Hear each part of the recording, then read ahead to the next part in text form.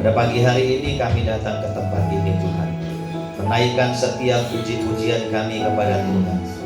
Kami rindu setiap pujian kami mengharumkan, meninggikan nama Tuhan. Sebentar kami akan diisi oleh kebenaran firman Tuhan. Tuhan siapkan hati kami masing-masing, supaya lewat taburan kebenaran firman Tuhan, hanya nama Tuhan yang kami permuliakan. Hamba-Mu yang akan menyampaikan kebenaran firman Tuhan, urapi bibir mulut hamba-Mu, sehingga apa yang hamba-Mu sampaikan menjadi berkat bagi setiap kami yang mendengarkannya. Berfirmanlah Engkau kepada kami ya Tuhan, karena kami siap mendengarkan firman-Mu. Dalam nama Yesus kami berdoa dan mengucap syukur. Sama-sama kita berkata amin. Amin. Silakan duduk kembali. Salam Bapak Ibu jemaat yang dikasihi Tuhan. Makasih Pak Gembala, Pak Yuda dan Ibu sudah memberikan kesempatan kepada saya untuk menyampaikan kebenaran firman Tuhan.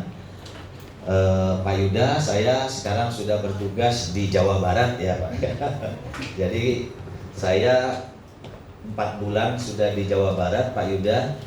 8 April kemarin saya ditugaskan di Provinsi Jawa Barat dengan 27 kabupaten dan kota. Jadi banyak sekali ya.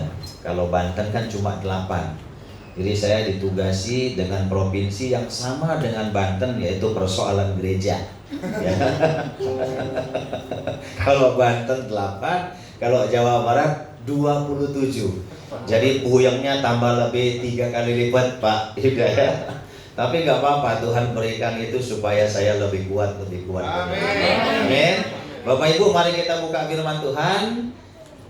Matius pasal 14, kita akan baca ayat yang ke-14 sampai Matius 14 ayat 13 sampai 21. Matius pasal yang ke-14 ayat 13 sampai ayat 21. Kalau sudah bertemu, kita baca pergantian firman Tuhan ini. Saya akan baca ayat yang ke-13, Bapak Ibu 14, demikian seterusnya. Sudah dapat semua ya? Amin. Baik, demikian firman Tuhan. Setelah Yesus mendengar berita itu, menyingkirlah ia dari situ dan hendak mengasingkan diri dengan perahu ke tempat yang sunyi. Tetapi orang banyak mendengarnya dan mengikuti dia dengan mengambil jalan darat dari kota-kota mereka. Silakan ayat 14. Ketika Yesus mendarat, ia melihat orang banyak yang besar jumlahnya, maka tergeraklah hatinya oleh belas kasihan kepada mereka, dan ia menyembuhkan mereka yang sakit. Menjelang malam, murid-muridnya datang kepadanya dan berkata, tempat ini sunyi dan hari sudah mulai malam. Suruhlah orang banyak itu pergi, supaya mereka dapat membeli makanan di desa-desa. Tetapi Yesus berkata kepada mereka, tidak perlu mereka pergi, kamu harus memberi mereka makan. Jawab mereka, yang ada pada kami di sini hanya 5 roti dan 2 ikan. Yesus berkata, bawalah kemari kepadaku. Lalu disuruhnya orang banyak itu duduk di rumput. Dan setelah diambilnya 5 roti dan 2 ikan itu, Yesus menengadah ke langit dan mengucap berkat. Lalu memecah-mecahkan roti itu dan memberikannya kepada murid-muridnya. Lalu murid-muridnya membagikan kepada orang banyak. Dan mereka semuanya makan sampai kenyang. Kemudian orang mengumpulkan potongan-potongan roti yang sisa, 12 bangku penuh. Yang ikut makan kira-kira 5.000 orang, 5.000 laki-laki, tidak termasuk perempuan dan anak-anak. Amin. Bapak Ibu jemaat yang dikasihi Tuhan, hari ini kita akan bicara tentang satu tema, mujizat di tengah keterbatasan. Saudara-saudara, Bapak Ibu yang terkasih dalam Tuhan Yesus Kristus, ini apa Bapak Ibu saudara-saudara? Ini yang saya pegang ini ya. Ini pensil Bapak Ibu. Bapak Ibu, kalau saya menggambar dalam sebuah kertas, ini kan kertas kosong nih misalnya nih ya. Lalu saya gambar sebuah gambar, ya entah gambar apa itu ya. Saya bikin gambar. Kira-kira Bapak Ibu kagum nggak dengan gambar yang saya bikin itu? Belum tentu. Belum tentu ya. Sebagus apapun saya gambar, sehebat apapun saya buat, saya yakin Bapak Ibu nggak akan terkagum-kagum dengan gambar yang saya buat. Betul? Tetapi coba kalau seorang yang bernama Leonardo da Vinci yang menggambar itu. Saudara kenal siapa Leonardo da Vinci? Hah? Pelukis terkenal, pelukis dunia yang sangat termasyhur. Coba kalau pensil yang biasa ini dipegang oleh yang bernama Leonardo da Vinci, dia gambar sesuatu, saudara akan mengagumi lukisan itu. Betul? Kenapa? Karena dia adalah pelukis terkenal. Saudara-saudara, Bapak Ibu yang terkasih di dalam Tuhan Yesus Kristus, di tangan sang maestro Leonardo da Vinci, pensil murah itu bisa menghasilkan satu gambar yang luar biasa. Saudara-saudara, kenapa?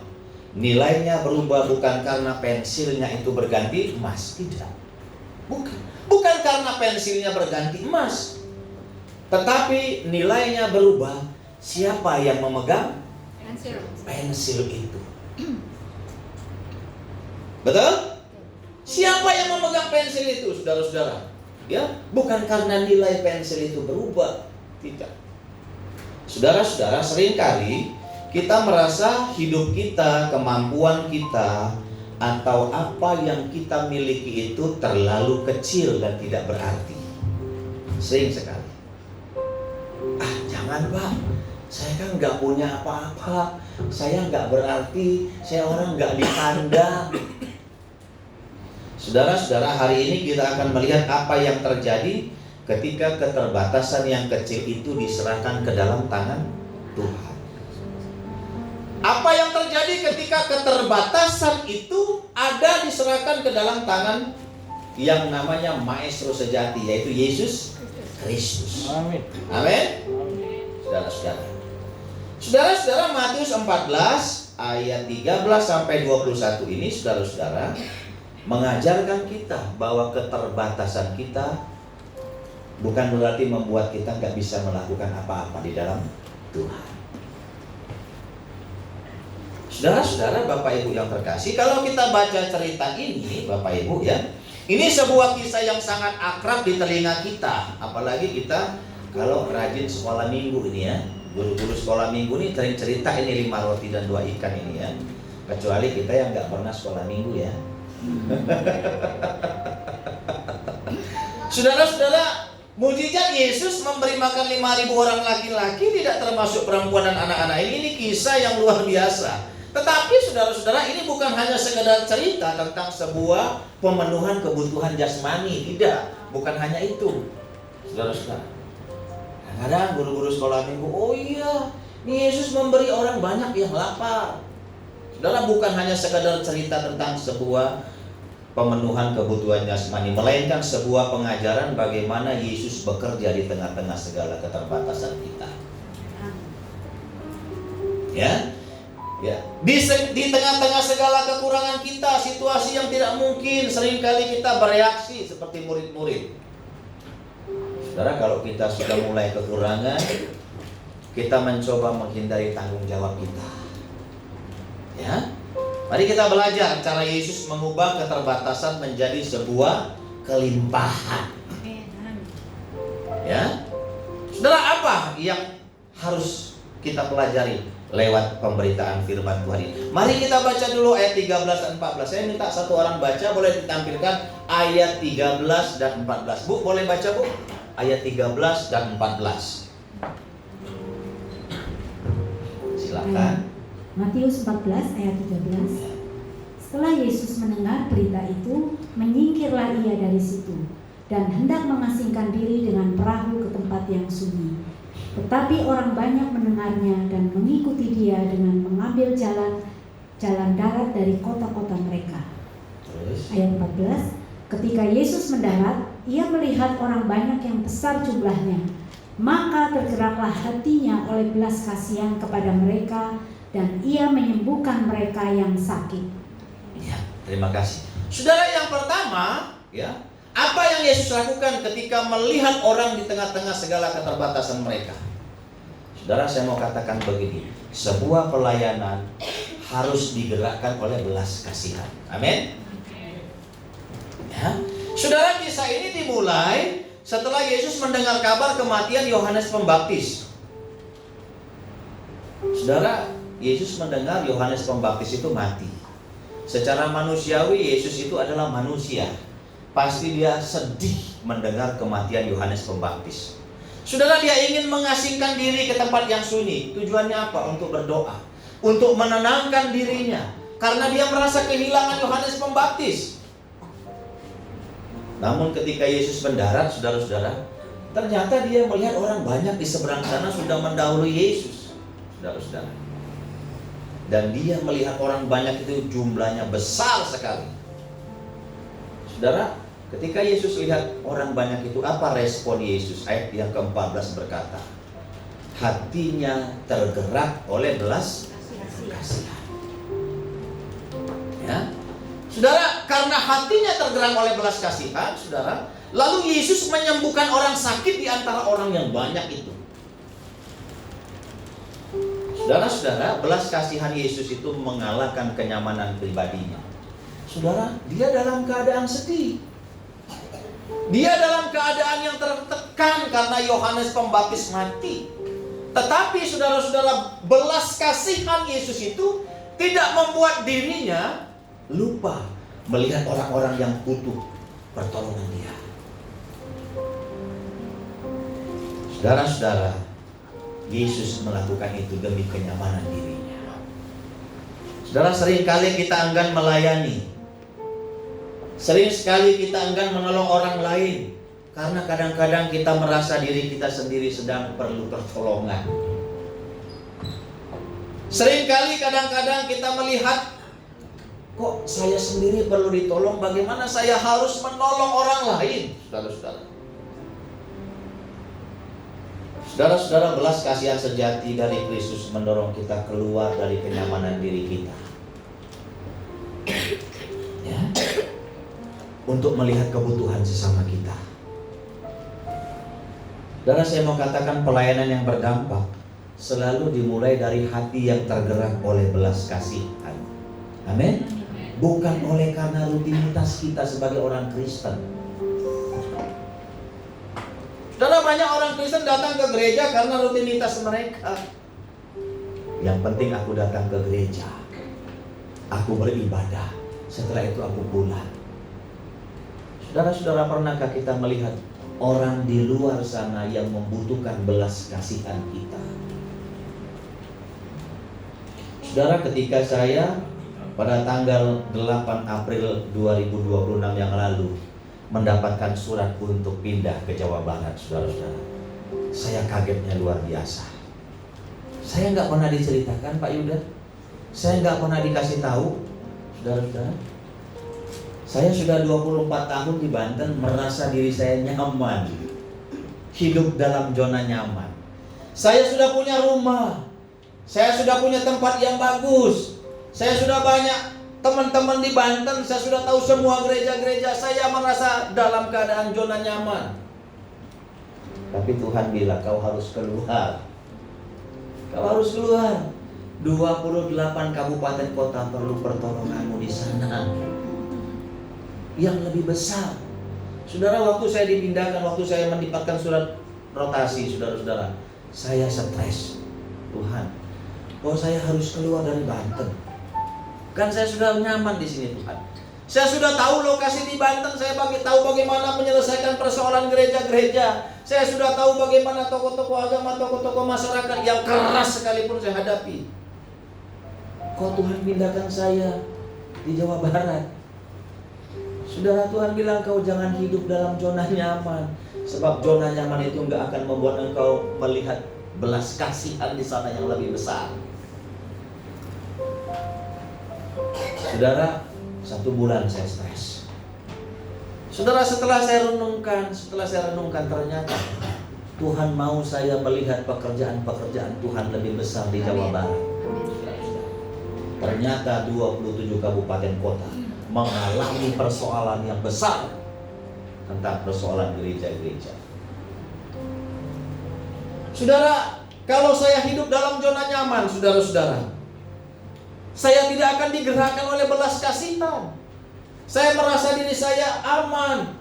Saya merasa diri saya tenang. Tetapi Tuhan ingin kenyamanan dan zona nyaman saya bukan untuk diri saya sendiri. Saya harus keluar membagikan itu, melihat bagaimana pekerjaan-pekerjaan Tuhan bisa dilakukan di sana. Saudara, setelah saya merenungkan itu, ternyata Tuhan ingin melakukan banyak hal dalam kehidupan saya.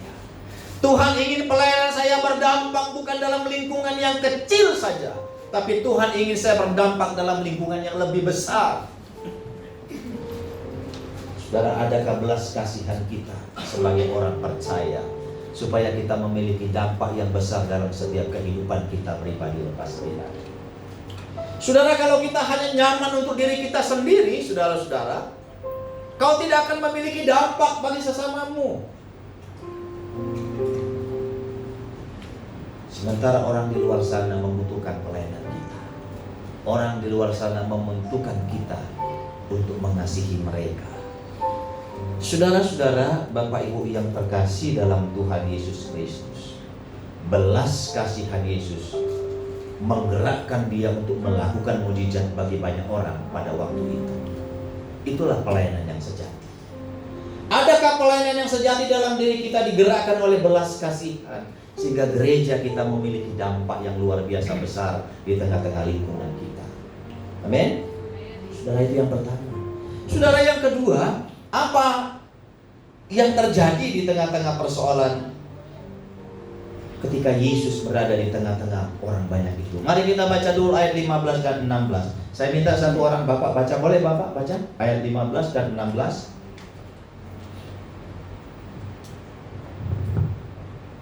Ayat 15 dan 16. Matius 14 ayat 15. Menjelang malam, murid-muridnya datang kepadanya dan berkata, tempat ini sunyi dan hari sudah mulai malam.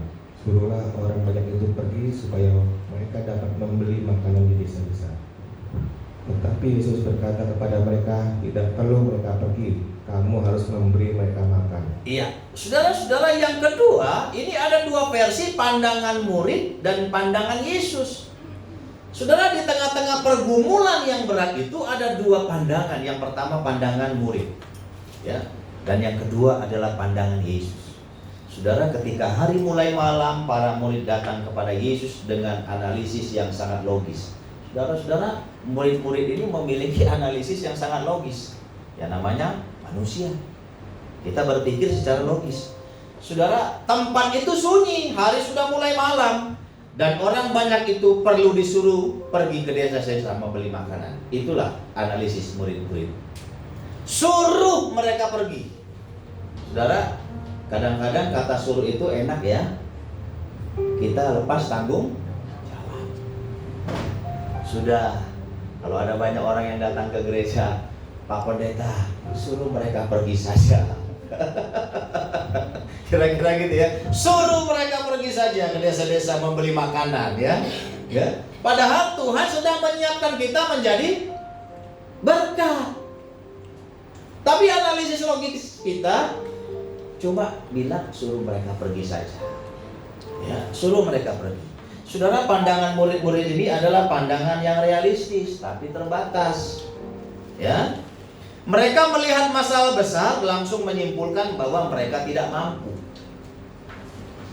Kadang-kadang kan kita begitu. Ada persoalan, ya, lalu kita menyimpulkan kita tidak bisa menyelesaikan persoalan itu. Saudara-saudara, sehingga solusi yang terbaik adalah lepas tanggung jawab dan nyuruh mereka pergi. Ya, saudara, di gereja sering nggak begitu. Ya. Ya, kecuali di sini nggak ada ya Pak Yuda ya, di gereja lain banyak itu ya. Sering sekali gereja mau lepas tanggung jawab, ya udah suruh aja mereka pulang dulu, nanti kalau sudah makan siang selesai suruh datang lagi. Ya, saudara, namun Yesus memberikan jawaban yang mengejutkan di ayat 16. Kata Yesus apa? Tidak perlu mereka pergi. Apa kata Yesus? Kamu harus memberi mereka. Nah, saudara-saudara ya, kamu harus memberi mereka makan. Yesus menantang para murid-murid untuk terlibat dalam solusi. Nah, orang Kristen itu harus bisa memberikan solusi di tengah-tengah persoalan, saudara-saudara. Ya. Saudara-saudara, Bapak Ibu yang terkasih dalam Tuhan Yesus Kristus, seringkali kita berdoa meminta Tuhan menyelesaikan masalah kita secara instan. Kalau ada persoalan sedikit, kita minta Tuhan selesaikan persoalan kita secara instan. Kalau nggak selesai, lalu kita bilang Tuhan itu nggak baik. Ya. Kalau nggak selesai, kita sering pergi tinggalkan gereja, cari gereja yang bisa menyelesaikan. Ya. Kita pikir Tuhan itu mengerjakan apa maunya kita, saudara-saudara. Ya. Ya. Kita pengen Tuhan mengerjakan segala sesuatu secara instan. Namun justru Tuhan ingin memakai apa yang ada pada kita menjadi perpanjangan tangan kita. Kadang-kadang kita nggak sadar keterbatasan kita itu Tuhan mau pakai. Tapi kita nggak sadar, saudara-saudara. Ya, Tuhan tidak mencari orang yang memiliki segalanya, tidak. Tapi Tuhan mau mencari orang yang mau taat dengan apa yang mereka miliki. Amin. Tuhan gak perlu orang yang memiliki segalanya, saudara-saudara. Ya, Tuhan gak perlu itu. Tapi Tuhan mau cari orang yang mau taat dengan apa yang mereka miliki. Maka jangan kita berpikir, Tuhan, aku gak punya apa-apa, aku gak bisa memberi kepadamu Tuhan, aku gak layak Tuhan. Saudara, keterbatasanmu kalau kau berikan kepada Tuhan, maka keterbatasan itu akan menjadi satu kelimpahan yang luar biasa di setiap kehidupan. Saudara, saya cerita begini. Waktu saya dipindahkan ke Jawa Barat, saya punya rumah itu rumah dinas, Pak Yuda. Rumah dinasnya itu hancur-hancuran. Ya. Gak pernah ditempati oleh pejabat sebelumnya, gak pernah diurus oleh pejabat sebelumnya, saudara-saudara. Ya, lantainya masih lantai semen yang masih tidak dilicinin, saudara-saudara, yang tidak ditaci. Ya, debunya banyak. Ya, sudah debunya banyak ditutup pakai apa namanya? Yang plastik itu, karpet plastik itu, karpet plastiknya malah apa namanya? Sobek-sobek. Pintunya pada hancur semua. Apa namanya, pelafonnya pada jebol semua, dari atas turun debu. Saudara-saudara, semua gak layak. Saudara tahu sendiri di Bandung itu kalau kontrak rumah sangat mahal sekali. Apalagi ngekos juga sangat mahal dan carinya susah. Saudara, saya pikir begini, Tuhan, saya mau tinggal di tempat ini kok seperti ini. Ya. Sementara itu rumah dinas. Rumah dinas itu saya tanya kepada pimpinan saya, Pak, untuk memperbaiki rumah ini ada nggak? Apa jawab pimpinan saya? Pak, setiap yang menempati rumah dinas, mereka yang memperbaiki sendiri rumah dinas itu. Negara nggak ada anggaran itu. Saudara, saya hitung-hitung kalau untuk memperbaiki rumah ini mungkin 150 sampai 200 juta habis. Saudara, WC-nya juga mampet. Semua nggak bisa dipakai. Istri saya lihat, aduh Pak, bagaimana nih kau mau tinggal di sini? Saudara-saudara, ya, saya nggak habis pikir, Tuhan, kok saya ditempatkan seperti ini Tuhan? Sementara rumah saya di Serang enak Tuhan. Ya, rumah saya di Serang besar Tuhan. Ya. Saya bangun nyaman Tuhan. Tapi tiba-tiba Tuhan tempatkan saya di tempat seperti ini. Saya mulai dari nol lagi Tuhan. Saudara, ternyata saudara-saudara, ya, pandangan saya salah, saudara-saudara. Pandangan saya keliru, ya. Saya memakai pandangan saya secara manusiawi, ya. Pandangan yang terbatas, sehingga saya berkesimpulan, sudahlah, saya nggak bisa melakukan apa-apa di tempat ini. Saudara-saudara, Bapak Ibu yang terkasih dalam Tuhan Yesus Kristus, secara pribadi, saya kepengen berdoa kepada Tuhan. Tuhan, saya kepengen segala sesuatunya serba instan. Saya pengen serba instan. Tapi Tuhan bilang begini dalam pikiran saya, tidak. Kau jangan menggunakan logika-logika berpikirmu sebagai manusia. Sebab logika berpikirmu sebagai manusia tidak bisa mengukur apa yang aku akan kerjakan lewat mujizat-mujizatku. Saudara, saya mengukur diri saya sendiri yang penuh dengan keterbatasan. Saudara, 1 minggu berjalan, saudara-saudara. Lalu ada satu orang pendeta, ya, di Bandung, saudara-saudara. Dia telepon saya, ya, Pak Pemimas, sudah kerja di Bandung belum? Sudah ngantor di Bandung belum? Saya bilang belum, Pak. Loh, kenapa Bapak belum di Bandung? Waktu itu masih bolak-balik, Pak. Karena saya belum dapat tempat. Kenapa Bapak belum di Bandung? Pak, saya bilang, saya masih susah. Rumah dinas saya belum saya perbaiki. Kenapa rumah dinasnya? Hancur-hancuran, Pak. Hancur-hancuran. Saya mau cari kos-kosan belum dapat juga. Apalagi yang dekat kantor susah. Di mana rumah dinasnya Pak Bobimas? Di Bandung, Pak, di Jalan Cijerah. Ya sudah, nanti saya suruh tukang saya untuk cek ke sana. Saudara, ketika saya memakai logika berpikir saya sebagai manusia yang terbatas, ternyata saudara-saudara, Tuhan memakai caranya Tuhan yang tidak terbatas. Amin. Saudara, 1 minggu kemudian dia kirim tukangnya ke tempat itu. Saudara, dia lihat semua, dia ukur semua, dia hitung semua, saudara-saudara. Ya. Saudara, Pak Pendeta itu bilang, Pak, 1,5 bulan kami renovasi rumah ini. Saudara, Bapak kami tinggalkan dulu di satu tempat. Jadi Bapak nggak usah bolak-balik lagi datang, bolak-balik Serang, Bandung, capek, Pak. Saudara, 1,5 bulan, saudara-saudara, saya ditaruh di apartemen. Sementara itu rumah dinas direnovasi. Saudara, rumah dinas itu 1,5 bulan selesai, saudara-saudara. Dan rumah itu, saudara-saudara, tidak seperti yang saya bayangkan. Rumah itu direnovasi total, dibuat indah, dibuat saya nyaman, saudara-saudara. Saudara-saudara, saya mau katakan begini, apa yang terbatas bagi kita, bagi Tuhan tidak ada yang harus. Maka jangan ukur Tuhan dengan segala keterbatasan kita. Jangan kita pernah berkata, Tuhan, aku nggak mampu, aku nggak bisa melakukan ini Tuhan karena aku nggak punya apa-apa. Saudara-saudara, saya mau katakan begini, di tangan Tuhan yang terbatas itu menjadi tidak terbatas. Amin. Saudara, saya sudah tinggal di rumah dinas dengan baik. Bahkan kamarnya ditambah 1 lagi, dari 2 menjadi 3. Dibikin tempat yang bagus. Saudara, saya hanya berkata kepada Tuhan, Tuhan, mukjizat-Mu tidak pernah terbatas bagiku sebagai hamba-Mu yang mau setia dan mau taat kepada-Mu. Saudara, mari kita taat kepada Dia yang tidak memiliki keterbatasan, walaupun kita orang yang terbatas.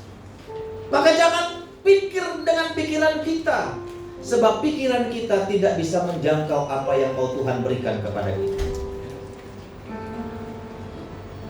Di tangan Tuhan yang tidak mungkin menjadi mungkin, yang terbatas menjadi yang tidak terbatas. Amin. Amin. Saudara, saya sudah nyaman di sana. Ketika saya di sana, saudara-saudara, saya berpikir ini adalah akhir dari segala karir saya. Ternyata Jawa Barat, Tuhan berikan Kanaan yang baru bagi saya. Tempat saya bagaimana mau bekerja, Tuhan memakai saya dengan luar biasa. Saudara, 2 bulan saya di sana, ada 3 gereja yang bermasalah. Sudah 2 bulan. Saya nggak tahu nanti berapa tahun saya di sana. Baru 2 bulan sudah ada 3 gereja yang bermasalah di demo masyarakat. Tetapi saudara-saudara, Tuhan kasih saya hikmat untuk melewati itu semua. Amin. Semua berjalan dengan baik. Amin. Tidak ada gereja yang berhenti beribadah. Amin. Saudara, mari kita menjadi berkat dimanapun Tuhan tempatkan kita. Amin. Jangan merasa diri kita terbatas dengan pikiran-pikiran dan pandangan kita. Amin. Saudara, itu yang kedua.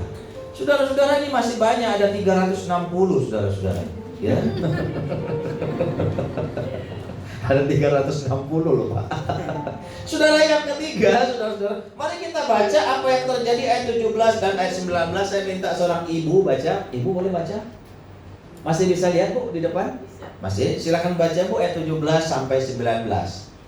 Jawab mereka yang ada pada kami, di sini hanya 5 roti dan 2 ikan. Terus? Berkata, bawalah kemari kepadaku. Lalu disuruhnya orang banyak itu duduk, dan setelah diambilnya 5 roti dan 2 ikan itu, Yesus meninggalkan ke langit dan mengucap berkat, lalu memecahkan roti itu dan memberikannya kepada murid-muridnya. Terus? Lalu murid-muridnya membagikannya kepada saya kehalangan Bu. Oh gitu. Silakan Bu, silakan. Sorry. Aduh. Iya, makasih ya Bu, walaupun saya ngalengin ya. Saya kira ibu yang membacanya terbata-bata ya. Ternyata saya yang menghalangi ibu ya. Nah, saudara-saudara, yang ketiga ya. Semua itu ada dalam penyerahan tangan kuasa Tuhan. Ya. Yang kekurangan itu akan diberikan Tuhan kelimpahan. Amin. Saudara-saudara, para murid menjawab dengan apa yang mereka temukan. Yang mereka temukan itu berapa? Hanya 5 roti dan 2 ikan. Saudara, 5 roti dan 2 ikan itu dibagi 5.000 orang cukup gak kira-kira? Secara manusiawi gak cukup ya. Jangankan 5 roti 2 ikan ya, 10.000 roti aja kadang-kadang dibagikan 1 Cilegon ini gak cukup ya Bu ya. Ya. Ini 5 roti 2 ikan saudara-saudara ya. Jumlah ini sangat tidak berarti. Namun Yesus berkata, bawalah kemari kepadaku. Saudara, ketika Yesus berkata bawalah kemari kepadaku, inilah kunci dari setiap mujizat. Mujizat membawa keterbatasan kita ke dalam tangan kuasa Tuhan. Saudara, kalau kita punya Tuhan, aku cuma punya sedikit uang. Ya, sedikit uang Tuhan. Ya. Lalu kalau uang itu kita simpan saja, kita tidak bawa kepada Tuhan untuk minta diberkati, saudara, cukup nggak uang itu? Pernah nggak kita membawa itu kepada Tuhan? Kadang-kadang kita punya uang sedikit, kita simpan, apalagi punya uang banyak. Ya, kita takut Tuhan ambil uang kita. Saudara, inilah kunci berkat itu, saudara-saudara. Kalau kau punya sedikit, kau harus bawa minta diberkati Tuhan. Kalau kau punya banyak, kau juga harus bawa minta diberkati Tuhan. Kunci penyerahan itu adalah mujizat Tuhan. Saudara-saudara, setelah menerima roti dan ikan itu, Yesus menengadah ke langit, mengucap syukur dan memecah-mecahkannya dan memberikannya kepada murid untuk dibagikan. Saudara, saya mau katakan begini, mujizat tidak terjadi saat roti itu disimpan oleh para murid. Coba kalau 5 roti dan 2 ikan itu disimpan oleh murid-murid, saya mau tanya, terjadi tidak mujizat itu? Nah, demikian juga kita. Kalau kita punya sesuatu, jangan simpan untuk diri kita. Sebab itu nggak akan diberkati oleh Tuhan. Saudara, 5 roti dan 2 ikan ini, saudara-saudara, kalau disimpan oleh murid-murid, maka tidak akan memberkati 5.000 orang itu. Saudara-saudara, mujizat tidak akan terjadi. Ya. Tetapi mujizat terjadi justru roti dan ikan itu diserahkan kepada Tuhan. Ketika diucapkan syukur lalu dibagikan, saudara-saudara, maka terjadilah mujizat itu. Saudara-saudara, Bapak Ibu yang terkasih dalam Tuhan Yesus Kristus, mengucap syukur di tengah segala kekurangan adalah tindakan iman yang mengundang kuasa Allah untuk bekerja. Maka Bapak Ibu, kalau kau mengalami kekurangan, kau harus mengucap syukur. Ya benar, kekurangan mengucap syukur. Kadang-kadang kita kekurangan malah dumer. Pernah nggak kita kekurangan, kita mengucap syukur? Hari ini Tuhan terima kasih, kalau aku, suamiku menerima berkat segini, aku tetap mengucap syukur. Pernah nggak? Ah, ya bener Bu. Kadang-kadang kita ngomel, kok penghasilannya sehari begini sih Pak? Nggak seperti ini kok biasanya. Kalau kau hari ini makan hanya dengan nasi dan garam, tapi nggak mungkin lah orang Cilegon makan nasi dan garam ya Pak Yuda ya. Wajah-wajahnya ini makannya sangsang, panggang, laksyong, semua ada. Kau harus mengucap syukur, saudara-saudara. Ucapkan syukur kepada Tuhan. Karena itu adalah tindakan bagaimana kita mengundang kuasa Allah untuk bekerja. Orang yang banyak mengucap syukur itu adalah orang yang mengundang kuasa Allah untuk banyak bekerja. Maka ucapkanlah syukur. Apapun kondisimu. Saya, saudara-saudara, kondisi saya sekarang, ketika saya mengucap syukur, saudara, Tuhan buka segala cara untuk kehidupan saya. Waktu saya 1 bulan, 2 bulan, Pak Yuda, saya nggak bisa mengucap syukur. Kok saya dipindahkan? Tapi setelah saya belajar banyak hal mengucap syukur, Tuhan buka, Tuhan buka, Tuhan buka, Tuhan buka, Tuhan buka, Tuhan buka. Segala sesuatu Tuhan bukakan bagi saya. Kenapa? Ketika saya mengucap syukur, saya mengundang kuasa Allah untuk bekerja di tengah-tengah segala persoalan. Saya mau tanya di tempat ini, ibu-ibu semua mau masuk surga nggak? Ibu-ibu di sini semua masuk surga nggak? Nanti Pak. Nanti Bu ya. Nggak mau sekarang. Bapak-bapak di sini semua mau masuk surga nggak? Ini saya pernah khotbah di satu gereja, saya tanya ya, bukan di sini ya. Ibu-ibu di gereja ini semua mau masuk surga nggak? Semua ibu-ibunya bilang mau semua. Ya senang saya dengarnya ya. Mau semua serentak. Nggak seperti tadi paling 5-6 orang ya. Yang lainnya nggak mau ya. Saudara, saya tanya, bapak-bapaknya di gereja ini semua mau masuk surga nggak? Semua bapak-bapaknya diam, saudara-saudara. Ya.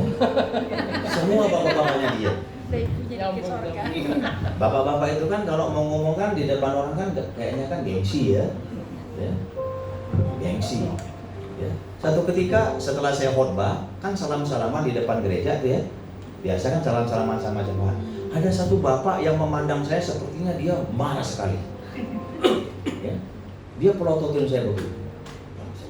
Pak, saya salah. Bapak kenapa lihat saya sepertinya mata bapak itu tegang sekali? Gini Pak Pendeta. Dia sama saya, gini Pak Pendeta. Tadi bapak tanya kami, bapak-bapak mau masuk surga atau enggak? Ya kan saya cuma tanya Pak, saya bilang. Bapak masalahnya apa? Gini Pak Pendeta, Bapak harus jelaskan dulu katanya. Ya Bapak harus jelaskan. Ya Bapak masalahnya apa? Bapak mesti jelaskan supaya saya mewakili kaum bapak-bapak di gereja ini. Supaya kami tahu. Apa pertanyaan Bapak? Gini Pak Pendeta, nanti kalau kita di sorga, kita masih ketemu nggak dengan istri kita masing-masing? Itu pertanyaannya. Kita masih ketemu nggak dengan istri kita masing-masing? Loh Pak, kenapa Bapak tanya begitu? Begini Pak Pendeta, kami di dunia aja sudah nggak tahan lagi ketemu dengan istri kami, apalagi suruh ketemu lagi, kami nggak tahan lagi katanya. Ternyata bapak-bapak di gereja itu semua dalam penindasan istri. Ya. Jadi mereka berpikir kalau ketemu di surga nggak mau lagi lah, nanti ditindas lagi. Ya. Makanya saya tanya di sini tadi bapak-bapaknya ada yang mau jawab, ada yang nggak mau jawab. Berarti ada yang mau ditindas, ada yang nggak ditindas.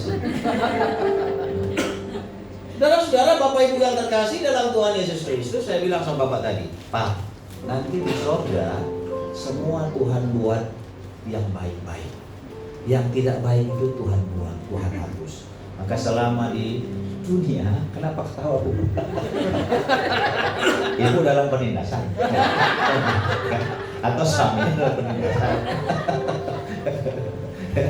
Semua Tuhan ubah Pak. Maka selama di dunia buatlah yang terbaik kepada pasangan Bapak Ibu sekalian. Ya. Buat yang terbaik. Ya, walaupun kita di dunia ada persoalan, nanti di sorga Tuhan hapus semua persoalan. Jadi jangan takut Bapak ya kalau mau masuk surga ya Pak ya. Ya. Ketemu di dunia baik, ketemu di surga juga pasti baik. Saudara-saudara, Bapak Ibu yang terkasih, mari kita menyerahkan semua keterbatasan kita ke dalam tangan kuasa Tuhan. Supaya apa? Tuhan memberkati setiap keterbatasan kita. Jangan simpan berkat itu untuk diri kita sendiri. Sebab kalau kau simpan, Tuhan gak akan bisa bekerja lewat apa yang Tuhan mau lakukan dalam setiap kehidupan kita. Amin. Saudara, yang keempat, yang terakhir, mari kita baca ayat yang ke-21 dan 21. Ibu boleh baca, Bu? Tadi soalnya ketawanya garing sekali. Ayat 20 dan 21. Silakan, Bu, yang kencang. Matius 14 ayat 20.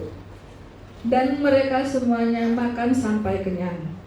Kemudian orang mengumpulkan potongan-potongan roti yang sisa, 12 bakul penuh. Terus?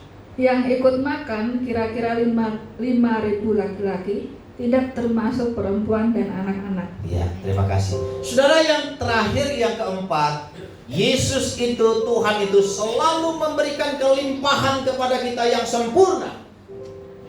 Ya, ketika Dia memberkati kita, Dia memberkati kita dengan sempurna.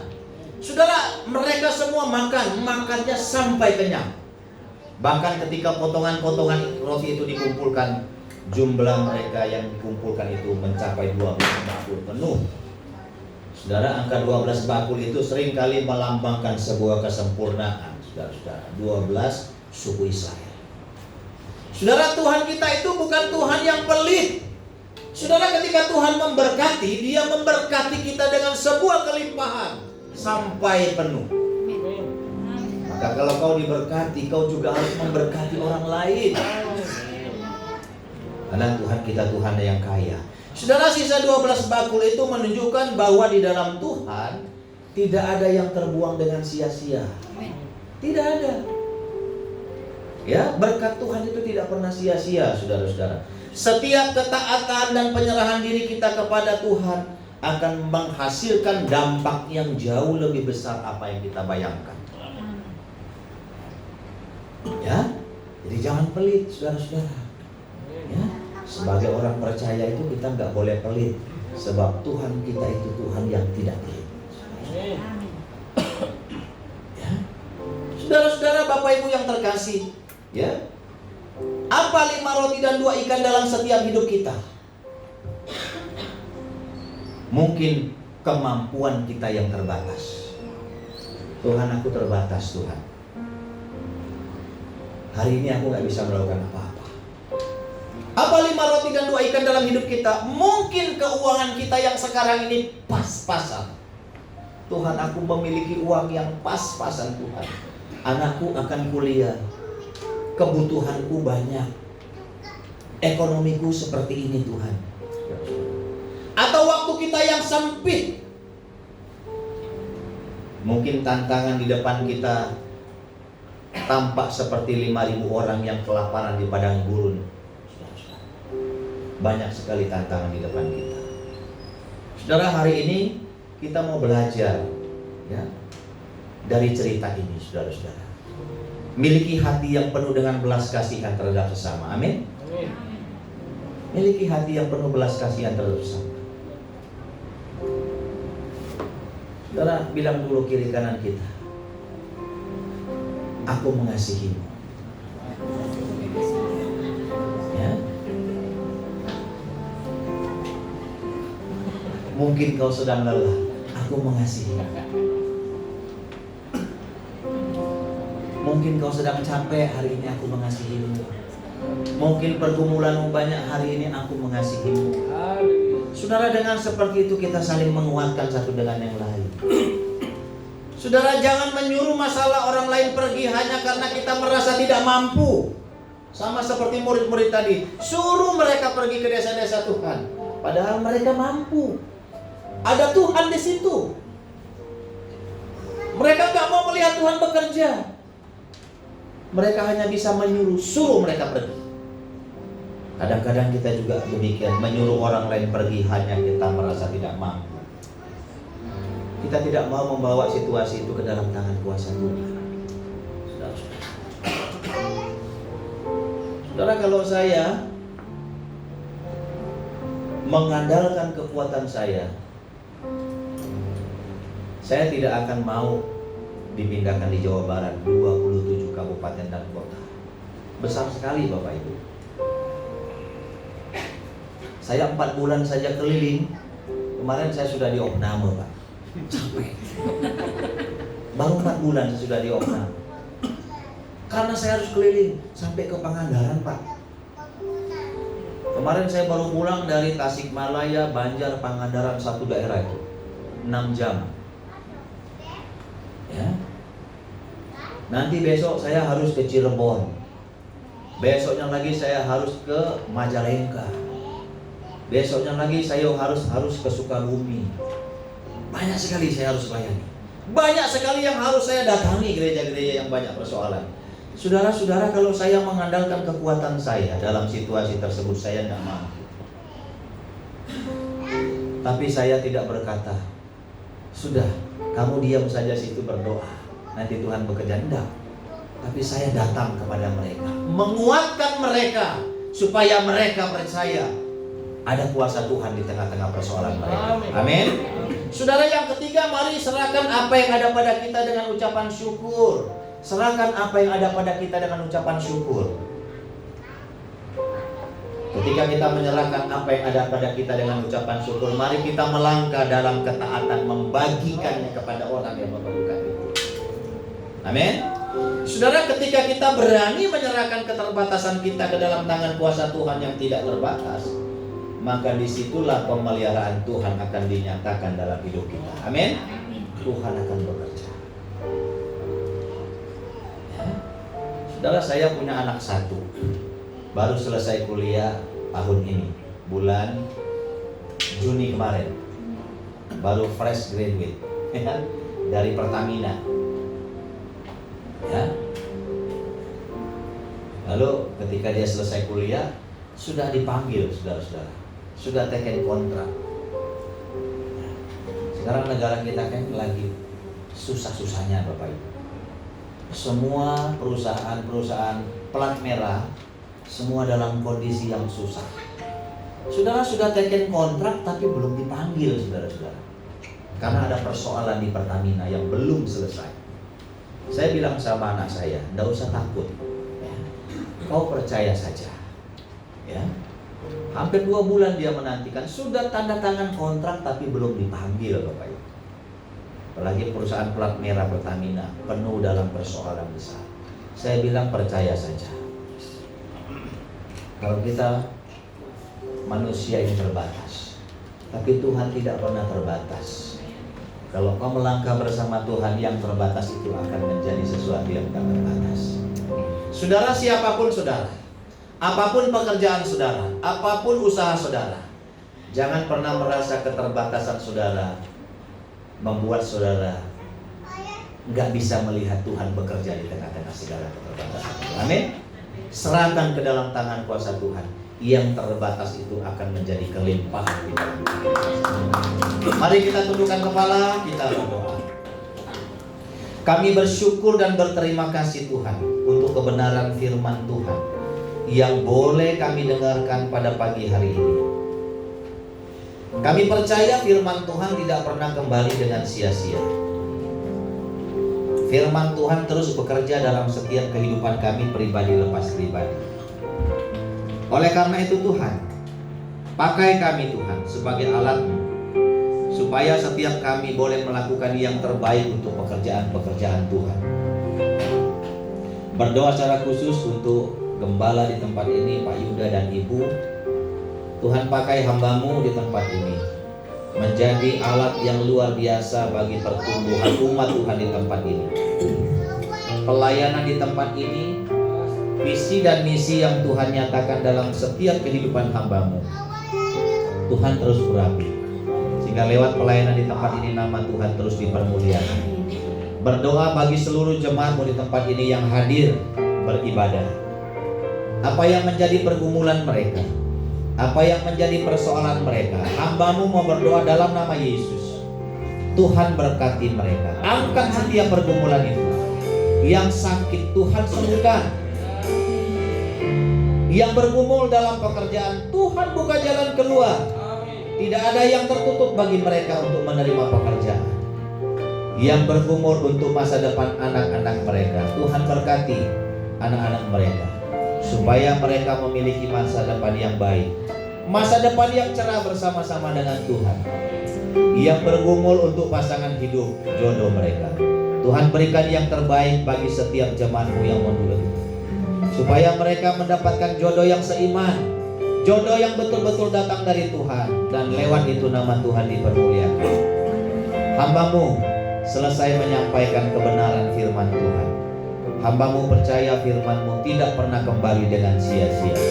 Terima kasih Tuhan, dalam nama Yesus kami berdoa dan mengucap syukur. Mari sama-sama kita berkata amin. Salam bagi kita sekalian, Tuhan berkati kita.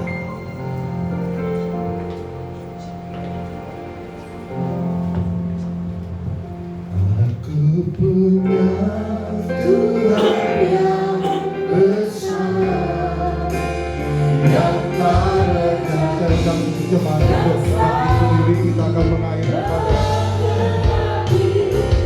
aku bersepakat percaya kuasanya, ku terima sekarang kemenangan darimu.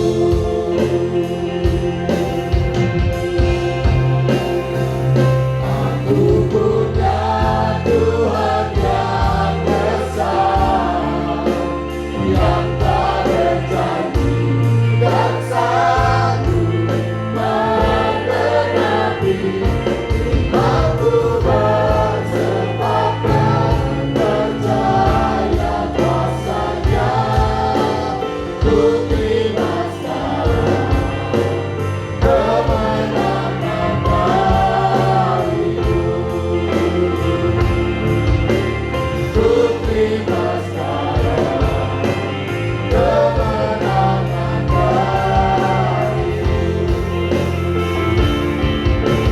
Ku terima sekarang kemenangan